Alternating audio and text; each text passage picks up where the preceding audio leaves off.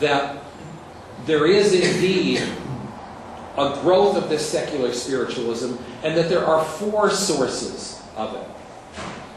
The first source is the group that I just finished talking about. Americans who were working for less. Now with this recession, 30% of us. That's a very high number. But these are people, we have a saying, when life throws lemons at you, what do? You make lemonade. And these are people who are saying, I may be making less, so what I'll do is I'll downsize my life. I'll try not to live beyond what I can do, and I can find other things in my life that are more fulfilling. There is a new American consumer that I've identified. One who does not want to live a life of fantasy, who doesn't want products sold to him because, or her, because a supermodel endorses it, or because there's a patriotic symbol attached to it. They buy their products in order to lead a genuine kind of life. There's a second group of secular spiritualists. And that's a group on the other end of the financial spectrum. 9 to 10 million Americans who are saying, you know, I've done well. I have made it financially. I have succeeded.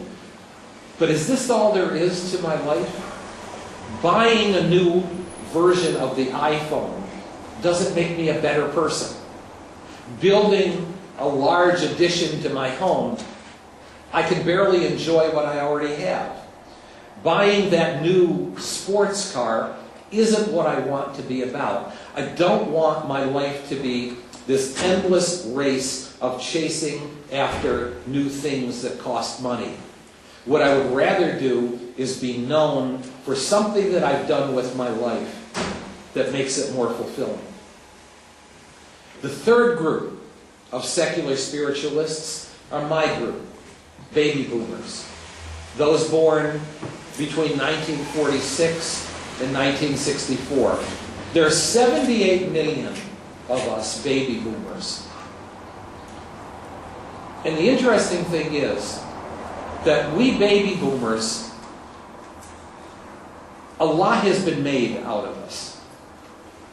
We've made a lot out of ourselves. We define so many things in our lives, but one of the things we all agree on is that we change the world. But the problem is that we change the world. I'm looking at a fellow baby boomer, sorry. But the hard thing about our life is that we changed the world when we were 19 and 21, 22. What are we supposed to do? What's the second act in this play that is our dramatic life? And here's a staggering figure, and this is the United States. Baby boomers will be the first age group that will have 1 million of us reach the age of 100. Translated, that means a couple of things. First of all, it means that as we're now in our 60s and 50s and contemplating the next phase of our lives, we will have, on average, 25 to 35 more years of healthy living ahead of us. What are we supposed to do now? You know, there's only so much golf. You know, you can't relive your youth. You know, baby boomers, we've tried to color our hair and do facelifts, but you know, when you're 61 or 62, you're still 61 or 62. What's the second act in our lives? And more, we're learning from the age group just ahead of us that there is such a thing as encore living. I love the term. That the next phase of our lives is giving back and feeling fulfilled. Teaching, coaching, learning, traveling, doing something that's bigger than just me. That's the third source. It's one thing to have what I call the private generation. Those were the group really that are older than us baby boomers who accomplished as much as we did. They just didn't talk about it as much as we did. But they're the group that is showing us this new era of, I love this term, vol work. Volunteer work as opposed to earn work. What I do to get paid. They're showing us the way, but 78 million of us baby boomers are going to be unleashed on society as 60-year-olds, 70-year-olds, and 80-year-olds, and watch the revolution take place. And the last thing I learned about secular spiritualism, the fourth source, is that Americans really are ready to make sacrifices.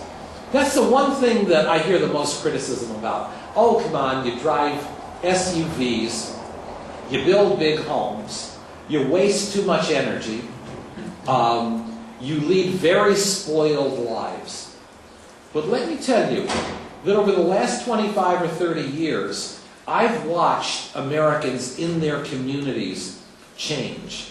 They recycle. We recycle our trash. Everybody does it.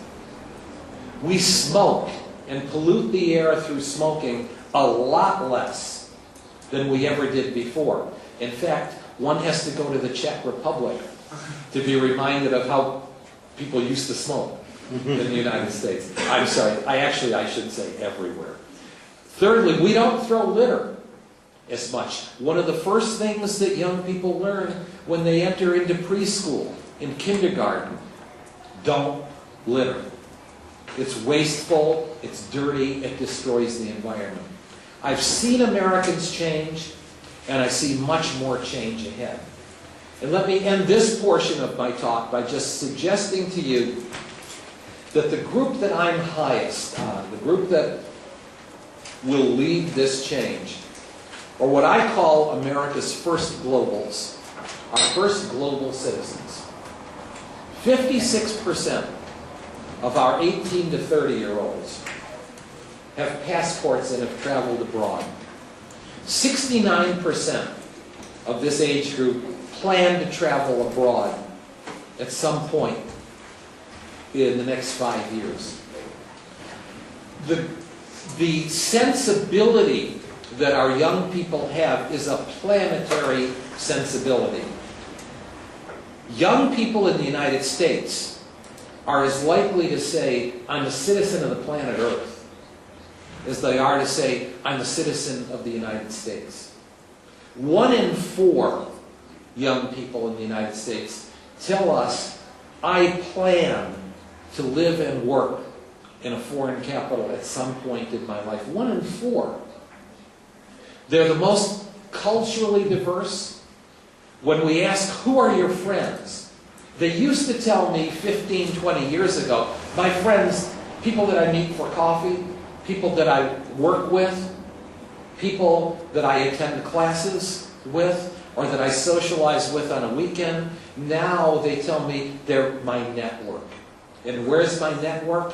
In Brazil, in Thailand, all over the world. I'm seeing these trends all over the world. My book is about the United States. And I have really very interesting data to share about First Globals worldwide. You know what? 2.5 years ago, we asked a question on a poll with no choices, meaning people could just type in their own answer or tell us their own answer over the telephone. And the question I always ask is, what will America look like in 20 years? Well, 2.5 years ago, the #1 answer among young people was Barack Obama. Recognizing that America will become a majority-minority nation in the next 20, 25 years. In fact, it's either going to be majority-minority or a lot of us are going to be beige in mixed color. And so that's one portion of